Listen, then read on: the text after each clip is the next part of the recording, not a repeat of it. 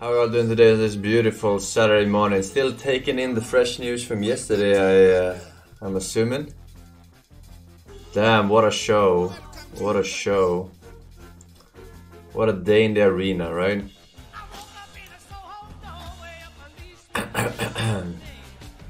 Not fucking really. Only Diablo 4 was remotely interesting. Really. Bit you? Which asshole? Oh, the mosquito? Yeah, he knows you're a bot with no reflexes.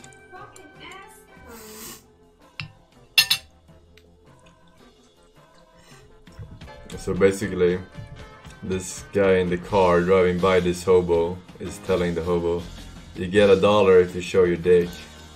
Där, du får en 10 om du visar kuken. Nej! Jo, för fan. No! En 10! Jo, för fan. Det är No, 10. stop it now. Jo, för fan. Jo, men kom hit nu. Jo, för fan. Du får en 10 och en 20. Jo, för fan. Visa skethörta. Nej! Men det är illgött. Vi vill se din kuk. Det är bara lågt! Okej då. Nej.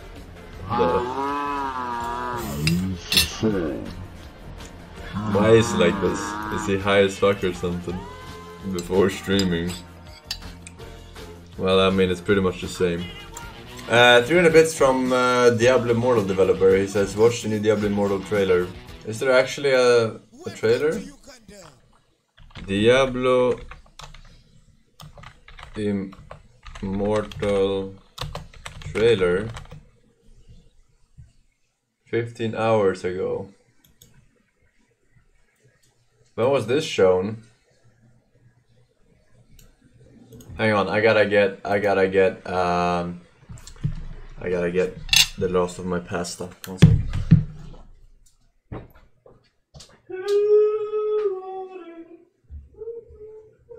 Give keys. You put way too much water in this. And yesterday you were like, oh my god, you didn't put the right amount.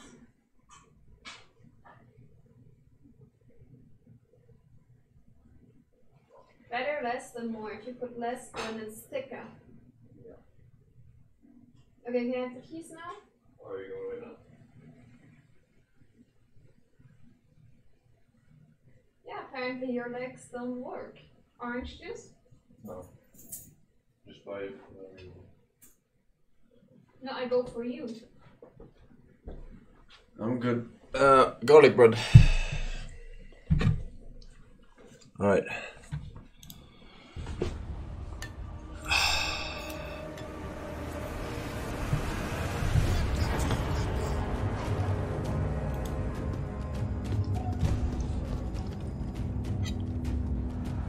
This looks exactly like Diablo 3.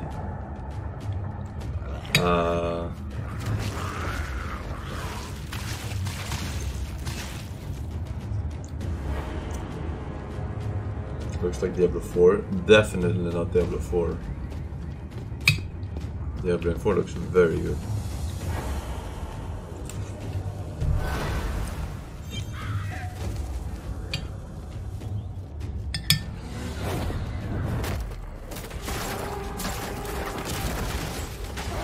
But it's just Diablo 3 on mobile, right?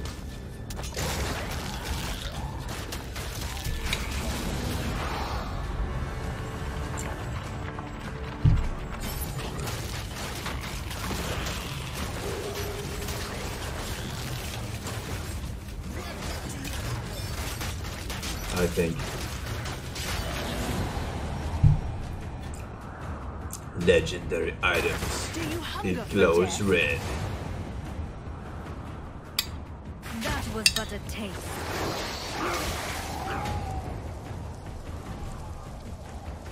Your spirit is broken. Taste the fury of the ages. Was that movie trailer guy?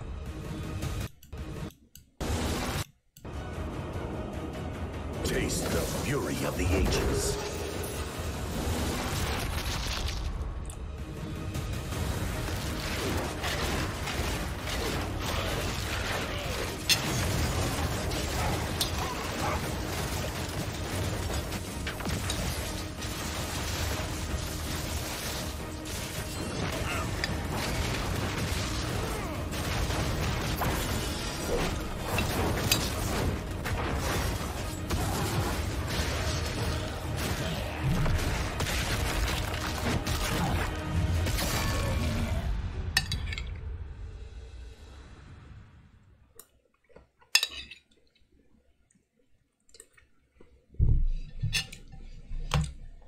Now I don't give a single fuck about this game.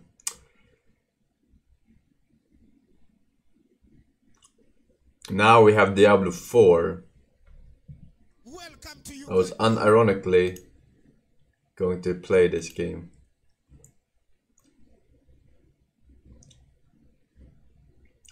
But now we have Diablo 4. I think I'll wait. I think I will wait. Wait, Kojima made PT? I didn't even know that. We were talking about PT not long ago. If you're not into video games, or specifically Metal Gear or Silent Hill, you're probably wondering what this video is going to be about. So to be quick, Kojima likes playing games with his audience. He's canceled his Metal Gear Solid series many times, tricked people into thinking Metal Gear Solid 2 featured a different playable protagonist than it actually did, and he even wore a mask and pretended to be the head of Moby Dick Studio, who made a game called The Phantom Pain, which ended up being the 5th Metal Gear Solid. Because of this, Kojima fans have a habit of going overboard when analyzing his games and statements in an attempt to understand them or scry some hidden message. And I'm allowed to say that because I'm one of those people. My original video for how to solve PT was, at least in part, an exercise in insanity that turned out to not even be right. Though it did lead to people shouting Jareth at their TVs, so maybe it was worth it. Jareth! That's two. Jareth! Turn to the left. Jareth! Turn. Go the other way. Jareth! Jareth! Jareth! I don't see her, do you? Jareth! Oh, my controller rumbled! All right, don't move.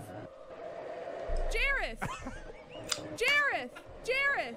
Jareth! They're trying to beat an unfinished game, is that it? Kojima practically encourages overwrought analysis of his works, but that doesn't excuse the volume of theories regarding Kojima's work that I can only describe as intense, nor does it excuse the absurdity of those theories, both of which give me pause when deciding to make a video like this. I mean, no matter how much research is backing my theory or how much sense it makes on its face, I'm still rubbing elbows with gonzo shit like this.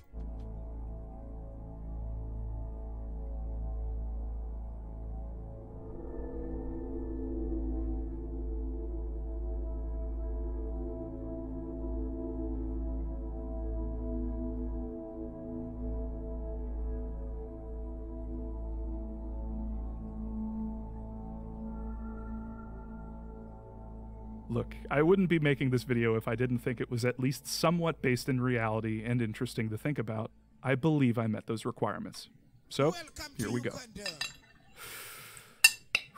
What the fuck was that? I don't think PT was a teaser for Silent Hills. Let's get a few things out of the way. One, many people worked on all of the games Kojima has made, and I do not intend to put him on a pedestal like he's the only one who matters. All of Kojima productions, both past and present, deserve recognition for the time and energy spent on Kojima's various ayahuasca vision quests. 2. I will mention certain Konami staff by name here, but this is not an invitation to harass them. 3. Konami, please don't sue me. Recently, during Giant Bomb's E3 2019 coverage, former Kojima Productions member Ryan Payton explained his thoughts on Kojima's upcoming game, Death Stranding. Here's something that shouldn't be too much of a surprise. Like Hideo, when he works on games, it's very autobiographical, and clearly, that makes sense now. Clearly, the Konami separation experience was not a pleasant one. So I think that he's going to. It's clear. I think there's a lot of metaphor in what's going on. I see it a little differently because having worked there. Yeah. Is that I don't know if you remember it, but it has Norman Reedus and he's got handcuffs, and then they're broken, and there's a baby, and he's naked. Yeah. And it's Hideo. There's like naked snake. This was his baby Metal Gear, and then it's taken away from him. It disappears, and he's got like the handcuffs are off, and he's looking off in the future, and there's this kind of creepy horizon, and to me it was completely autobiographical. This actually makes a lot of sense. Even Kojima has said that the Metal Gear Solid games are largely him working through his relationship with his father, who passed away when Kojima was 13. So it shouldn't be much of a surprise that Kojima's work can be autobiographical at times, or that Death Stranding is possibly just a giant metaphor for his breakup with Konami. Put another way, if Kojima were a musician, Death Stranding might be seen as a breakup album.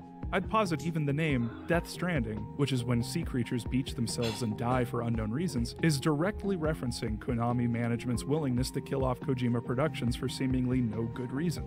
There's a lot more to say about Death Stranding, but what if we examine PT knowing Kojima's penchant for autobiography? Dad was such a drag. Every day he'd eat the same kind of food, dress the same, sit in front of the same kind of games. So what? Yeah, he was just that kind of guy. But then one day he goes and kills us all. He couldn't even be original about the way he did it. I'm not complaining. I was dying of boredom anyway. Something that a lot of people have already picked up on is that the finale to PT is seemingly directed at Konami. The dad being referenced can be seen as Konami itself, while the person speaking can be viewed as Kojima. This is a favored theory among fans, who have made a habit of replacing the dad in the sequence for Konami. Konami was such a drag, etc. But if we follow this idea through, that Kojima was really saying these things about Konami, remember that PT came out 5 years ago in August of 2014. Kojima's last day at Konami was October 9th, 2015. And he started his new company, an independent Kojima Productions, on December 2015.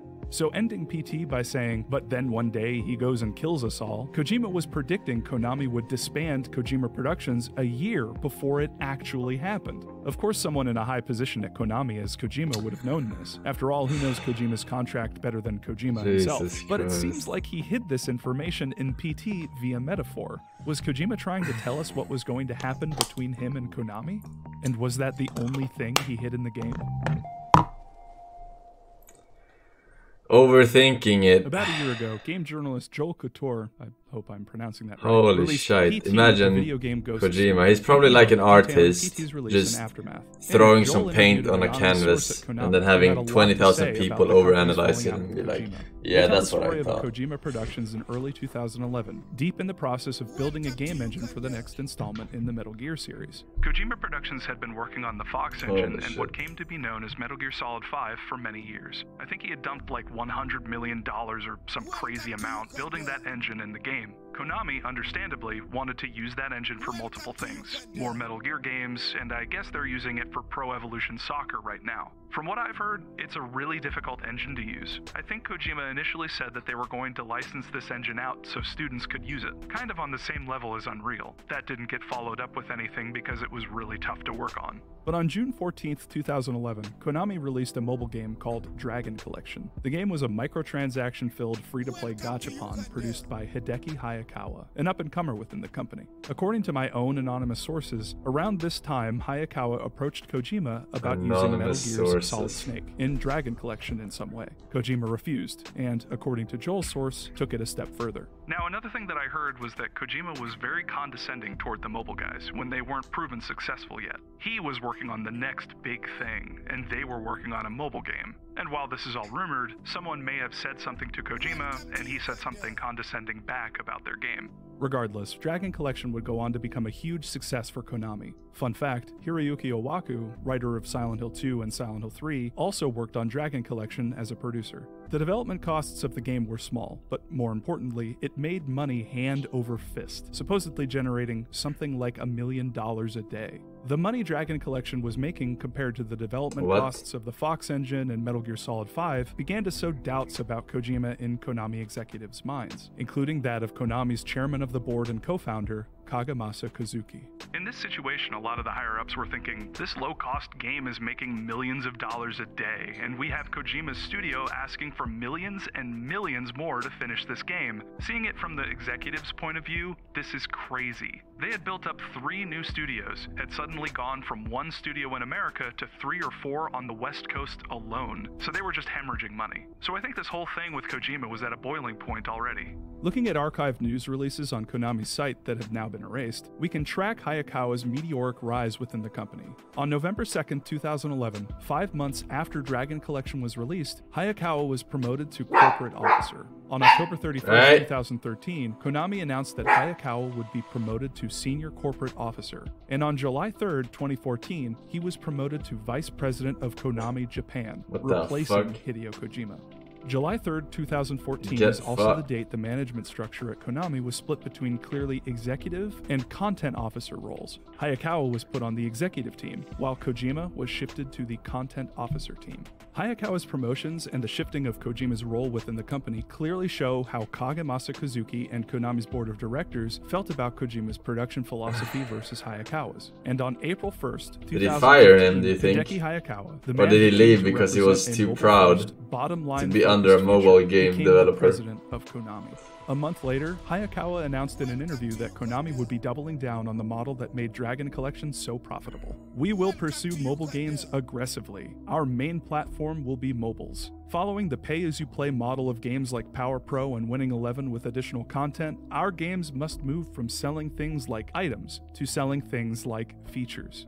The same month this was said, Silent Hills was officially cancelled, and PT was removed from the PlayStation Store. Later that year... Wait, was he gonna be in PT? Was he gonna be in PT?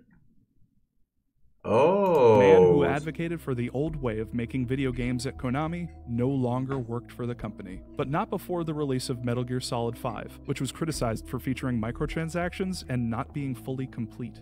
When the gaming media caught wind that Kojima's name was being removed from Konami marketing materials in March of 2015, their proof that Kojima was really on his way out the door was a list of executive appointments on Konami's site. There it was found that Kojima was no longer listed among executives at the company, and this was taken to mean that Kojima had been demoted, supposedly a first for the renowned producer. But in doing my own research, I found evidence that this wasn't the beginning of Kojima's long 2-year divorce with Konami. In the years leading up to PT, Kojima's name can be found among executive appointment announcements on Konami's archived site. The earliest of which was on March 17, 2009, where Kojima is listed as being promoted to Executive Corporate Officer. This position would remain unchanged for 2 years, when on March 30, 2011, he was promoted to Vice President of Konami. Again, 2 years would pass before Kojima would get another promotion, this time to Executive Vice President on March 18, 2013. These promotions happening every 2 years in March seems to indicate that Kojima was on a 2-year contract with Konami. But then something strange happened.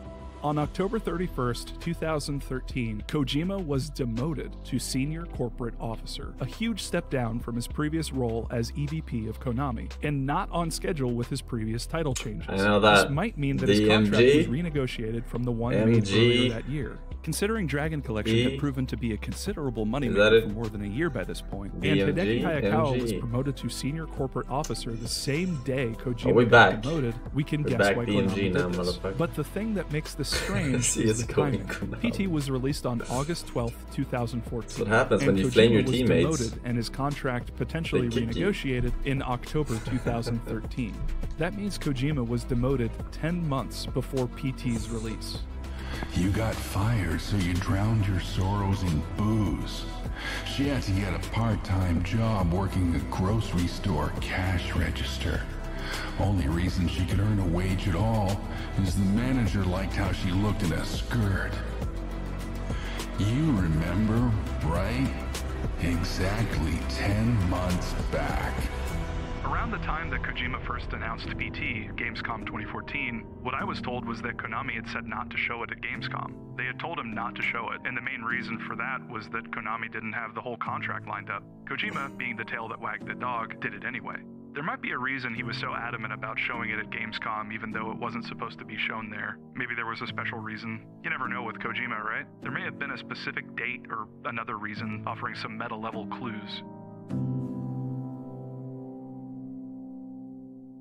A month following PT's release, Guillermo del Toro did a short video talking about his involvement in the Silent Hills project, noting that there was an initial version of PT that was quite different from the one that was released. To collaborate with a master storyteller like Kojima was irresistible.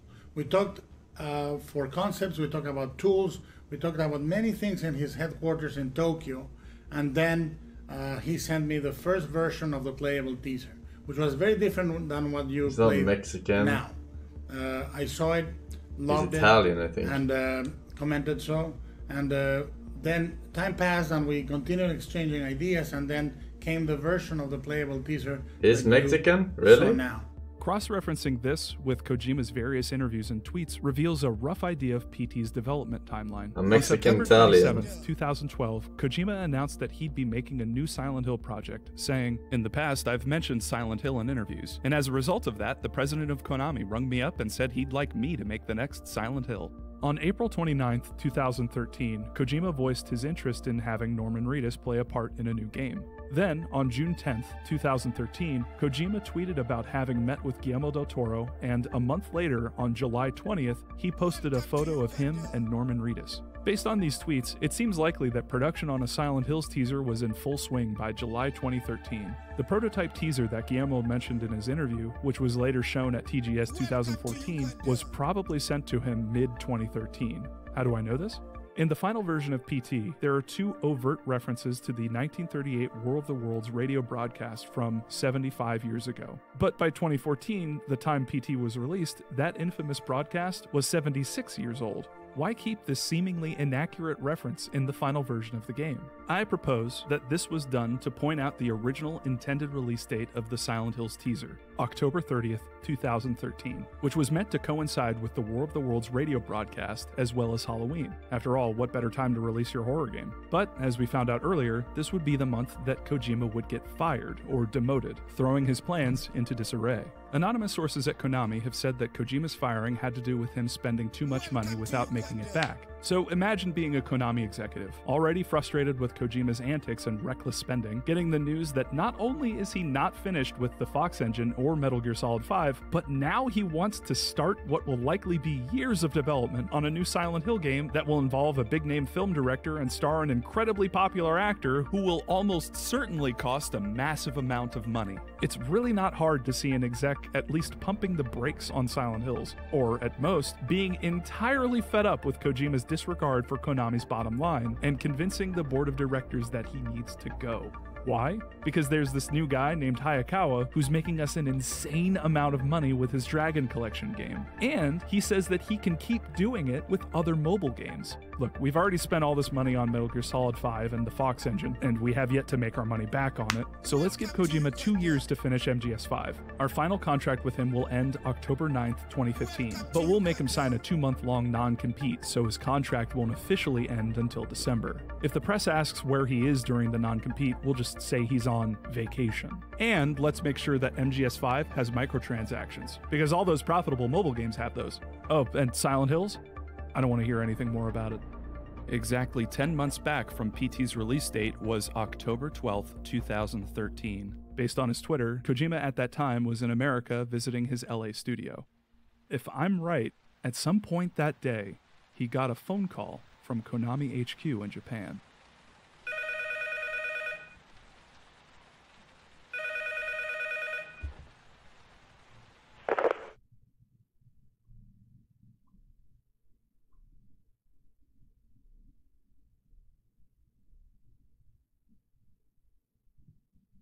Welcome to Uganda.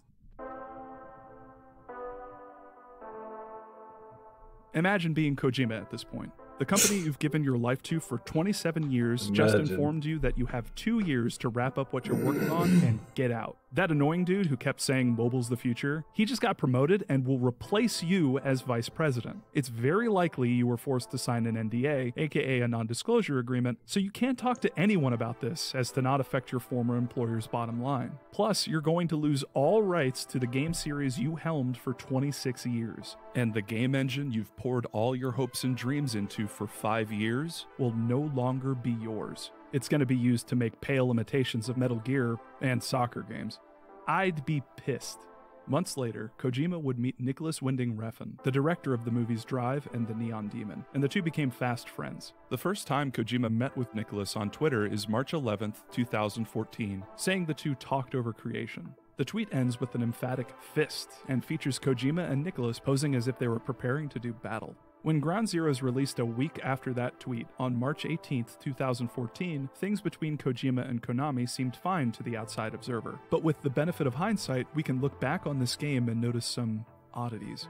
On the mission Deja Vu, which was a PlayStation exclusive mission and one giant trip down Metal Gear Solid memory lane, certain tasks you're meant to complete have taken on a different meaning. Like when you're supposed to use a blue light attached to your gun to erase logos of real Metal Gear games, and not the various fake Metal Gear games that are strewn about. At a certain point, Kaz will say, "You might be able to erase the markings, but the memories will never disappear." A hint at what would happen almost exactly a year later when Kojima's name was erased from Metal Gear Solid 5 marketing materials. And after you erase all the logos to real Metal Gear games, Kaz says, "You did it. You erased all the markings, but every one of them will always be with you." You seem to be a fan of Hideo Kojima games. That last part's interesting, considering that Psycho Mantis' original line that's being referenced here was, "I see that you enjoy Konami games." Also during this mission, you can find a Kojima Productions logo without the fox in it for both the main and LA studios, hinting that there would be a point in the future where Kojima Productions would lose the Fox engine, the Metal Gear franchise, or both.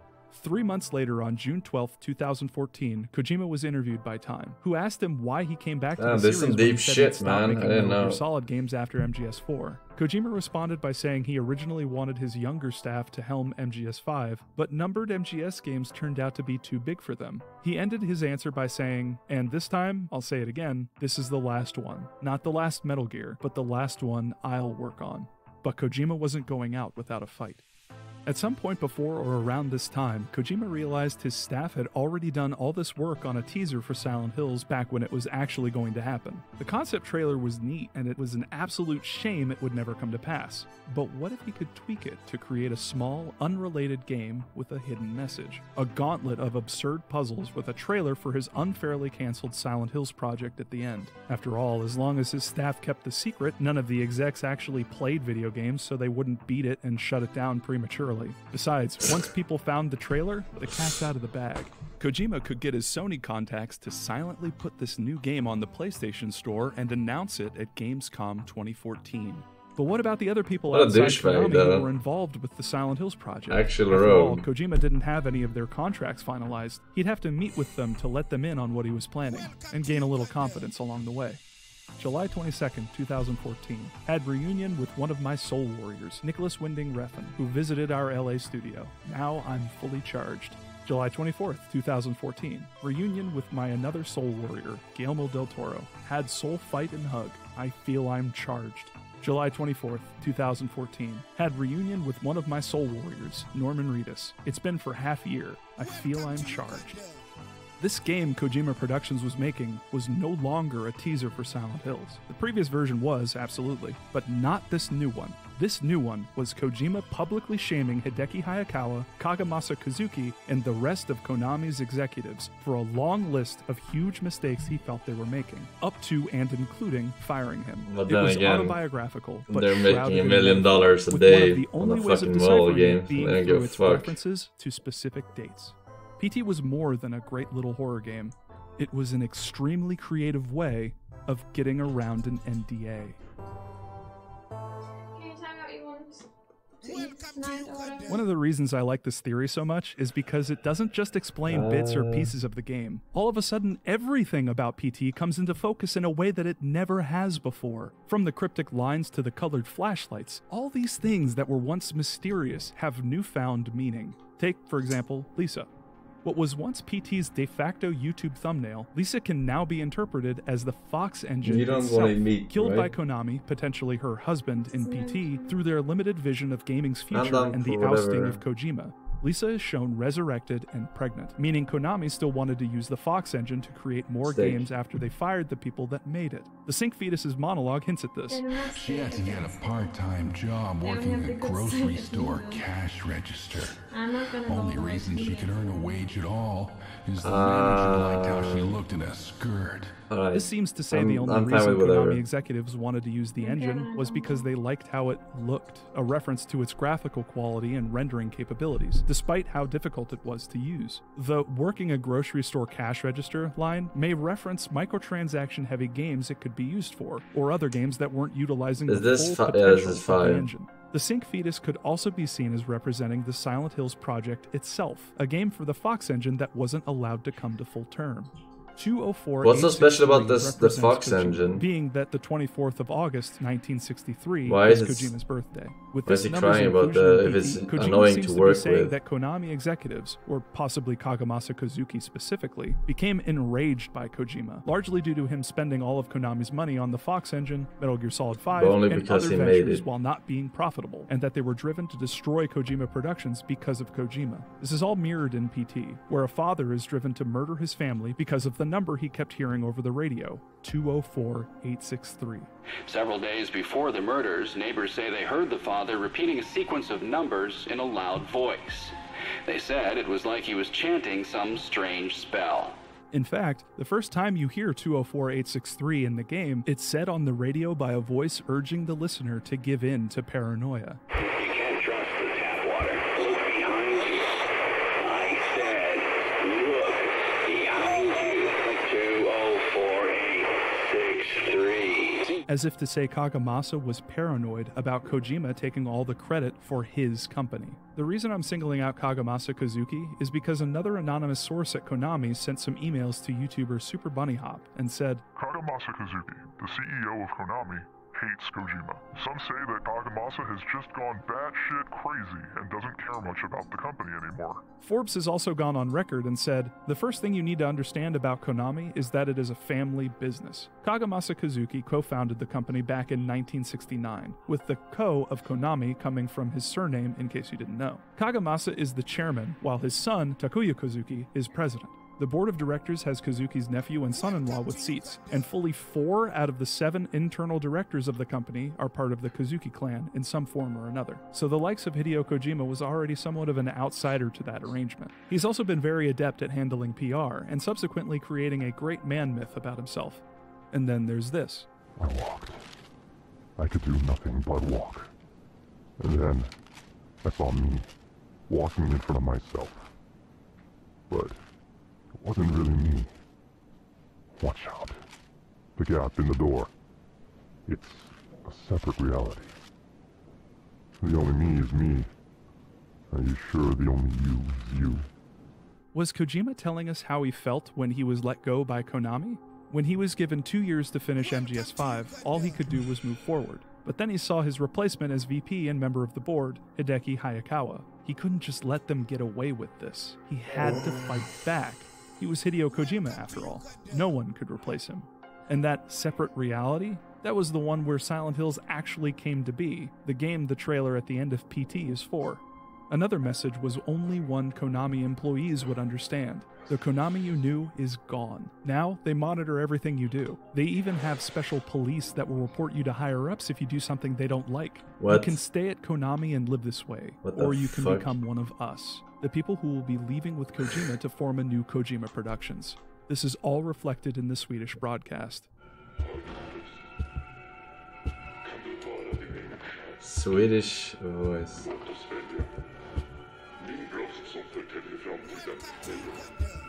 Dina plågade. Nå, vad väljer du? Du kan välja. Ditt liv. Din framtid. Wines. Som du är, så kanske du redan upptäckte. Ja, radiodramat för 75 år sedan var sanning. De är här på vården. Och de övervakar och ser allt. Lita ej på mig. Lita ej på polisen. De är redan kontrollerade av dem. Så har det varit i 75 år nu.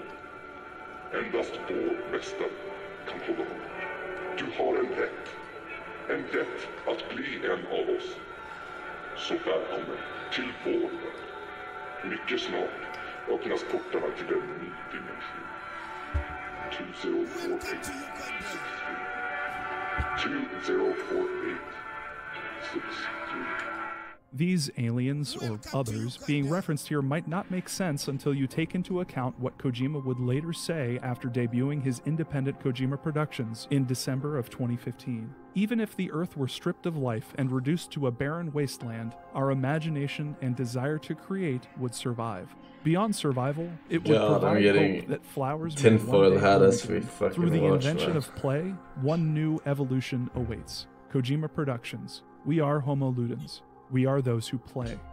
Those others that have invaded, those are the people who don't play, the executives at Konami and people who worship the bottom line. That anonymous Konami employee from earlier in this video mentioned this. A lot of the executives spend their whole lives learning business and accounting to the point where they don't really play games themselves. A lot of the businessmen who are taking over at Konami, they don't even know the Konami characters. There's also this. Knowing you, I was sure you'd notice this game and play it. I will never, can never, forget that day 20 years ago. Because of the 75 years ago line, we can infer that the events in PT take place in 2013, the 75th anniversary of the War of the Worlds radio broadcast. 20 years before 2013 was 1993. I was in Kobe, and it was 1993 when the precursor to Kojima Productions, Kaihatsu Gobu, was formed. The original PlayStation was released the next year, and I remember it well because the section had just been formed. Even the colored flashlights that appear randomly during PT's final loop can now be seen as Kojima telling us what he was planning to do after he left Konami. The red, yellow, blue, and green lights are the same colors used in the original Sony PlayStation logo. He was going to use his contacts at Sony to partner with them and start his own independent studio. Nintendo. After all, both PT and the Deja Vu mission in Ground Zeroes were PlayStation exclusives. I always wondered why exactly Konami made the decisions they did after PT's release. Why did they lock Hideo Kojima in a room away from his staff for the development of MGS5? Why was every decision he made micromanaged by Konami execs? Why was PT scrubbed so unceremoniously from PSN? And why have the news articles Konami keeps on their site been scrubbed of everything before 2014? Now, it all makes sense. Kojima was putting hidden messages in his games to bypass his NDA and tell the world what Konami and Kagemasa Kazuki were up to. He had effectively outplayed everyone at Konami, and PT represented Kojima burning his bridge with his former employer. Konami couldn't risk him doing any further damage to their brand. They had to lock him down and get rid of the evidence. So, happy birthday, PT. It took 5 years, but I think we finally got you mostly figured out. If I've missed anything or you want to add to this theory, please leave a comment. I'd love to hear it. And if all this info was hidden in PT, I can only imagine what's spending 5 years of your life to analyze Soul Warriors a from 1 hour PT's game. are going to be in the game after all, and it seems to be way more overt with its metaphors. I mean, the main character, Sam Bridges, works for a company named Bridges. Must be a coincidence that Hideo Kojima also works for a company with his name on it, right? Yeah, must be. Spin. Good job, Rudy. Well, holy shit. That didn't feel like 30 minutes, but Jesus Christ. Alright, fucking don't send me shit. I don't know, I feel like he's... Peppa, here, cheese. Peppa? Oh. I feel like he's reaching with the like colors, like he's like applying stuff that could be applied to a lot of different things, right? Yeah, could be.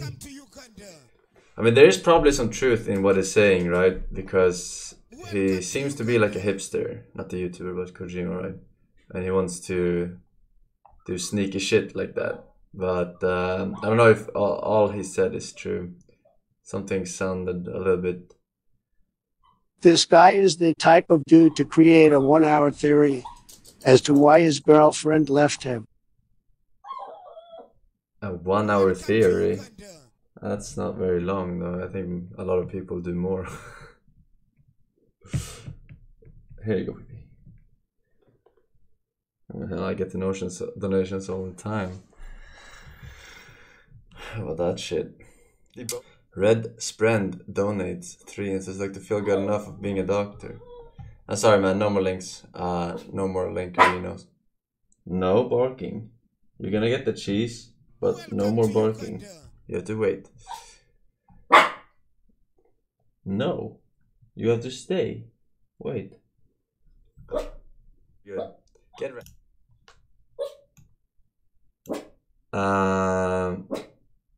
There's a new scary game, but I'm not sure if it's good or not. What did I get myself into? Have you guys seen anyone play this? Hey, is everything okay? Looks kind of scuffed. It's good. No. Hello. Daniel, we've got a bit of a major emergency going on here. Sebastian Husher is nowhere to be found. Let's cross our fingers and hope he's home. Wave. We'll ring you up when I get back. Spin. Lie down. Hello? Is anyone there? What is this fucking... Why is it so... It's very good. Really? How can there be a door there? There was nobody there. Just the song from that music box.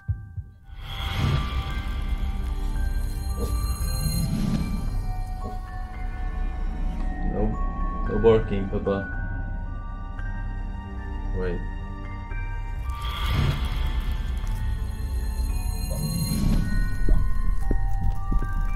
It looks scuffed, but it looks like scuffed good.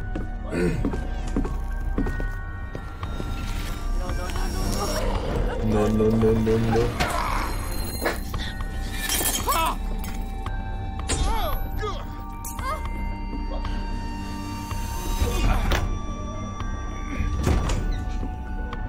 Julia?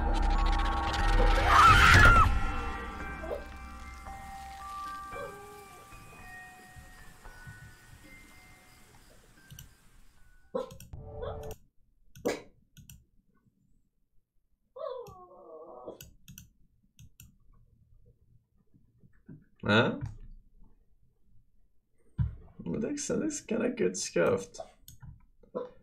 We'll play it at one point at least. Oh, wait, it's episode 1. Oh, so it's probably very short, right? We'll see what's up. I got episode 2 as well. Come. Hi, Dan. Good baby. What's this one? What's this one? Yes. Very good girl, huh? Very good girl. It's not barking with street. I'm making her do shit. I'm making her do shit. I mean, bark equals trick that equals treat, I guess. In that sense, maybe. But yeah. Whatever. Ginger Matt on his 5. This game seems legit. 1.0 launch. Yeah, seems legit.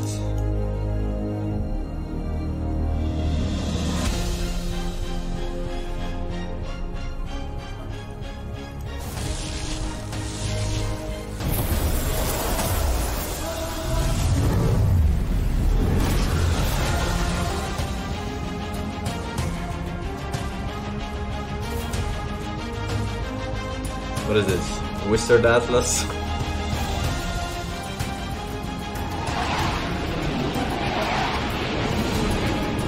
Actually, Harry Potter. What the fuck?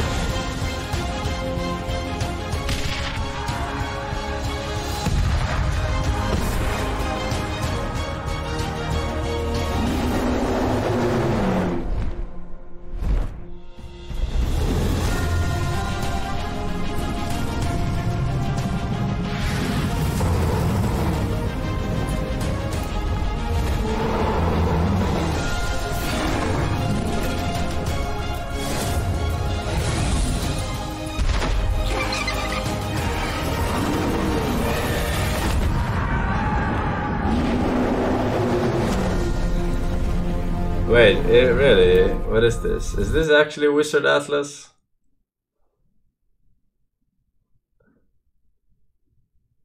What the fuck is this shit? You can tell it's probably shittier than the trailer. Yeah, so Wizard Atlas, right?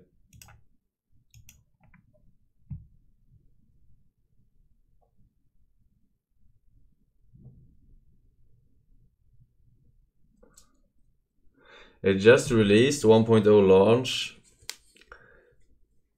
Is it like a reset? Is it a reset? Or have the Chinese already conquered 90% of the map? Is what I'm wondering. Like 1.0, is that a reset? Welcome to Uganda. Alright. I can get it. You can play on a private server. Yeah, you don't want to play on a private server. You want to fuck people up. You want to fuck people up, right? Read reviews. Dank. Super. Okay. There we go. Immerse yourself in a world of magic and adventure with multiple sets of spells and equipment at your disposal. You can build massive, beautiful structures, tame great beasts, and craft amazing quality equipment. Sounds great, right? Only it's not. I spent days crafting, taming, and building my way. Huh? You want juice? Juice, yeah. To realize that this is the laziest program I've ever encountered in a sandbox MMO. Unlike most games, building doesn't prevent things from spawning. In my case, they often spawn under my floor or on top of my building and do massive structure damage despite having no aggro. The crafting system is 100% RNG based and there's no way to guarantee a good outcome. The NPCs do not aggro on anything except players, to the extent that they will literally fly out of render distance to you to attack you rather than attacking your pet. I give this game a solid 3 out of 10. Alright. Sounds very much like Game of the Year to me.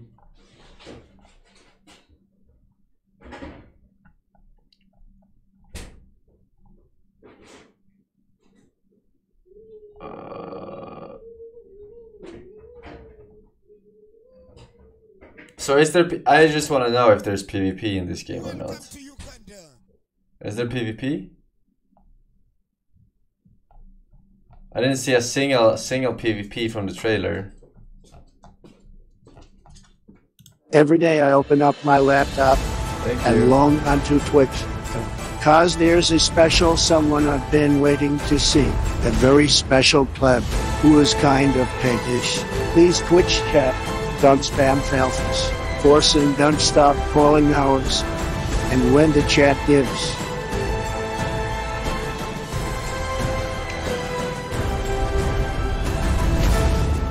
Check tags. I'll check them on Steam instead, like the Citadel. Forge with Fire. Open world massive multiplayer. PvP, it says PvP. Right.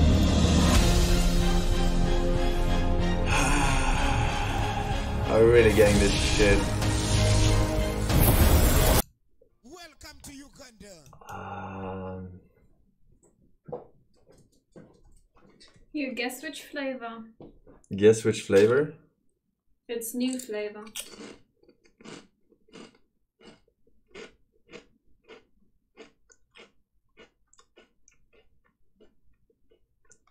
I know the flavor, but hang on.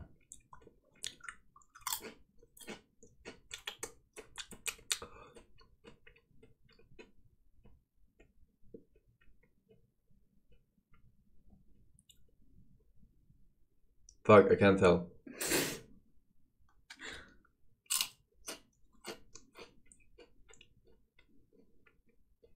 I can't tell. What is it? You guess? I'm not gonna just say.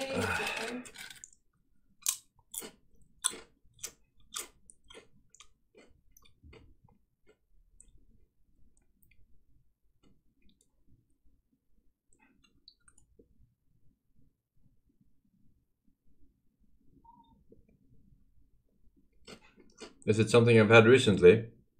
No, but we used to have it a lot. a time ago. Every day.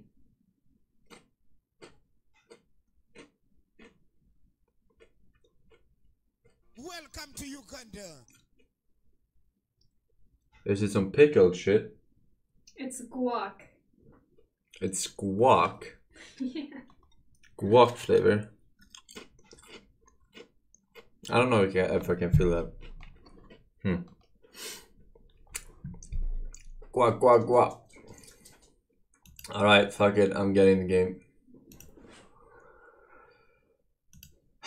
What is it, 20,000 gigs?